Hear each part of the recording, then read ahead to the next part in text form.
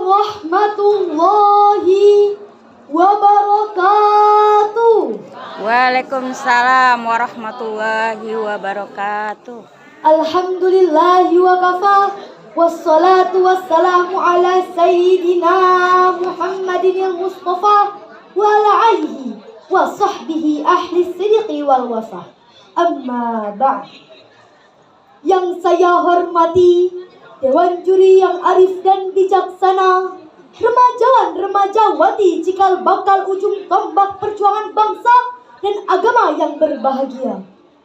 Pertama dan yang paling utama, segala puja dan puji, sembah sujud, taat setia, tunduk dan takluk kita persembahkan hanya bagi Allah, penguasa tunggal, pengatur jagat raya semesta.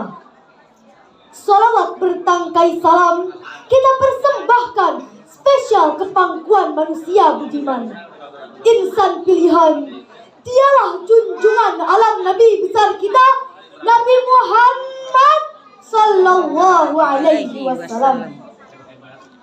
Jamaah, Iya.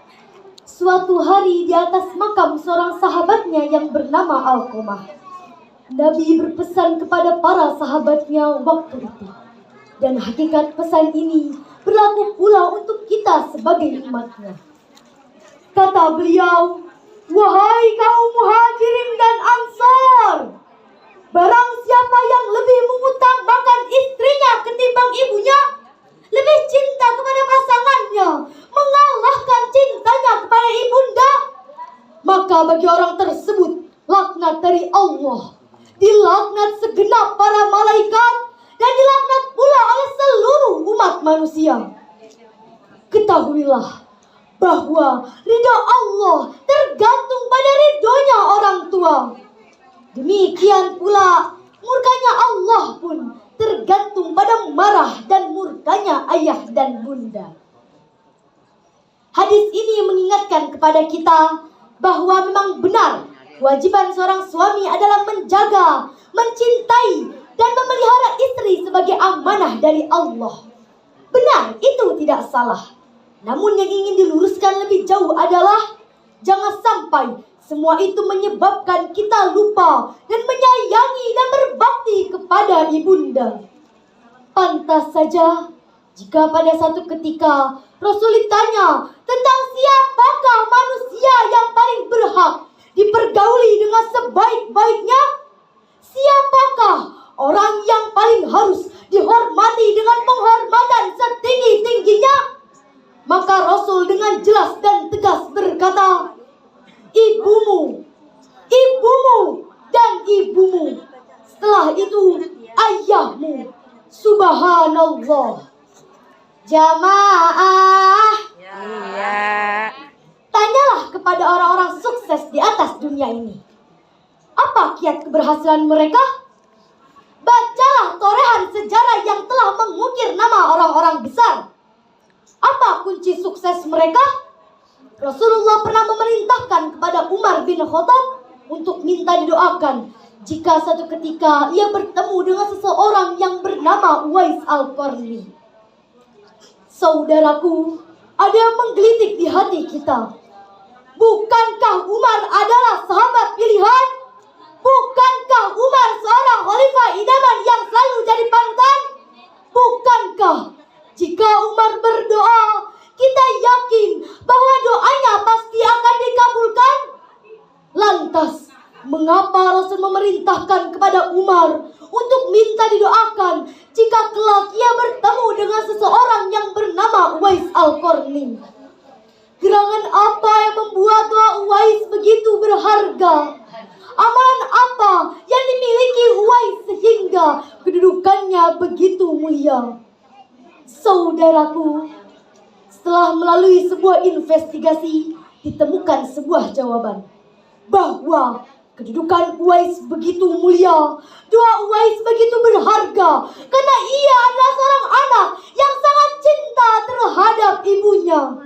Allahu Akbar. Hadirin yang berbahagia, karena itulah khususnya bagi kita yang saat ini masih bertemu dengan kedua orang tua atau salah satu saat ini tengah survive dan berjuang menggapai kesuksesan. Mungkin ada di antara kita yang saat ini punya planning atau rencana untuk memulai sebuah usaha. Atau kita yang sedang berada pada posisi apa adanya. Jika kita ingin sukses dalam setiap usaha, jika kita ingin berhasil menemukan nilai sebuah bahagia, maka kata kuncinya adalah berbaktilah kepada kedua orang tua. Sebagaimana Allah berfirman di dalam surat Al-Isra ayat 23. A'udzu billahi minasy syaithanir rajim. Bismillahirrahmanirrahim. Wa qadha rabbuka alla ta'budu illa iyyahu wa bil walidaini ihsana. Shadaqallahul azim. Allah Subhanahu wa taala berfirman di dalam Al-Qur'an, kitab suci yang bebas dari intervensi dan investasi manusia. Apa kata Allah? Dan Tuhanmu telah memerintahkan agar kamu jangan menyembah selain Dia dan berbuat baiklah kepada ibu bapa. Saudaraku sekalian, di sisi lain dalam sebuah kesempatan Rasulullah pernah bersabda, rugi besar bagi seorang manusia yang masih sempat bertemu dengan kedua orang tuanya, namun dia tidak bisa masuk ke dalam surga. Melewat untayan mutiara hadis ini, Rasul ingin memberitakan kepada kita bahwa keberadaan kedua orang tua adalah merupakan ladang amal yang sangat subur untuk ditanami pepohonan ibadah. Dan ladang amal yang subur tadi akan siap memberikan hasil panenan pahala yang melimpah ruah. Bayangkan saudaraku, memandang keduanya saja dengan pandangan penuh kasih sayang. Maka kata Nabi, sang anak tersebut akan mendapatkan catatan pahala haji yang mabrur. Itu baru sekedar memandang saja. Jika kita berhasil mampu berbakti dan membahagiakan keduanya, Masya Allah. Sekali lagi saya ingin mengingatkan kita bahwa kedua orang tua adalah pintu bagi keberkahan hidup manusia. Betapa tidak dalam tubuh kita mengalir air susunya. Merekalah pintu bagi keberkahan hidup kita. Hadirin yang berbahagia, ini saja yang dapat saya sampaikan. Lebih kurangnya mohon dimaafkan. Kalau pedang melukai tubuh, masihkah ada harapan sembuh? Tapi kalau lisan melukai hati, entah kemana obat dicari. Anak itik main di sawah naik ke atas batu. Billahi taufiq wal hidayah.